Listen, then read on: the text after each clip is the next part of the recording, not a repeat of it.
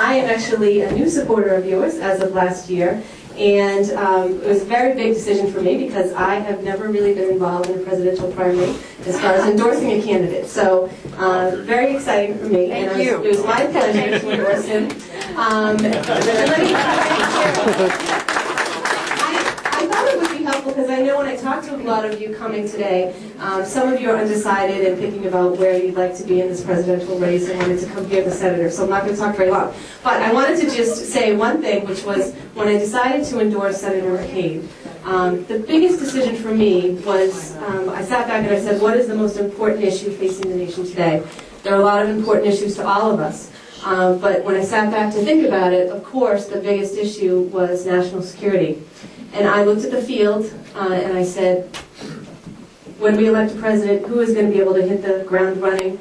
Who has the most experience? And who do I trust to have the courage to lead this country at this time in our nation's history? And for me, and I know for a lot of you, that's Senator McCain.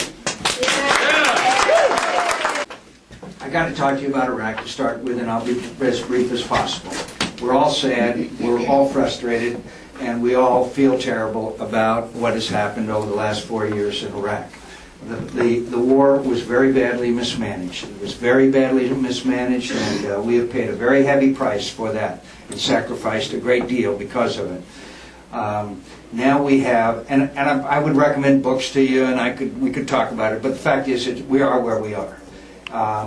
I believe that we have a new general who's a fine general. I hope you get a chance to see him on television. This guy Petraeus is very good. More importantly, we have a new strategy, and that strategy is different from that in the past. Now we go in, we get rid of the bad people, and we hold the area with Iraqi and American troops, and we start letting the economic and political process move forward.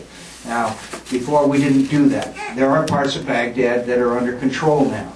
And I'm not going to, there are some signs of success, but I'm not going to hype them to you.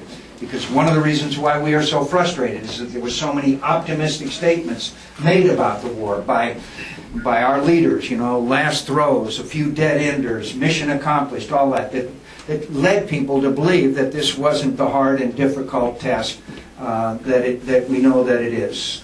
There is some success, but it's going to be a while yet.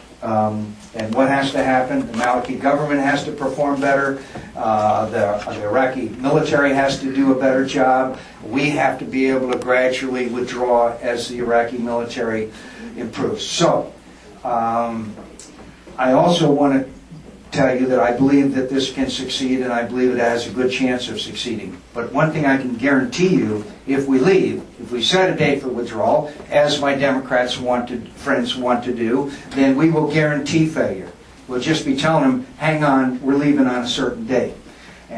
So then you would see catastrophic consequences, you would see chaos, and you would see genocide. And we would be back sooner or later. My dear friends, when we lost the Vietnam War and came home, it was over. It was over. All we had to do was heal the wounds of war, which we are still doing in some cases. We leave Iraq, you read Zarqawi, you read bin Laden, you really see what these people have to say. You see this testimony by this Khalid Sheikh Mohammed, KSM guy that just in Guantanamo, who bragged about cutting the head off of an American citizen. This is evil. This is evil that we are facing, and it isn't Iraq they want, it's us they're after. 9/11, as we all know, changed America and changed the world. I believe that we are in a titanic struggle between everything we stand for and believe in. Every value, every Judeo-Christian principle, everything that has made America a beacon of hope and freedom throughout the world. And I believe this is an implacable enemy. I just mentioned this guy, Khalid Sheikh Mohammed, and his testimony. That's the face of evil. That's the face of the kind of enemy, this implacable enemy. I believe that my life has prepared me to lead this nation. I don't need any on-the-job training. I don't need any additional experience. I don't need any additional advice and counsel.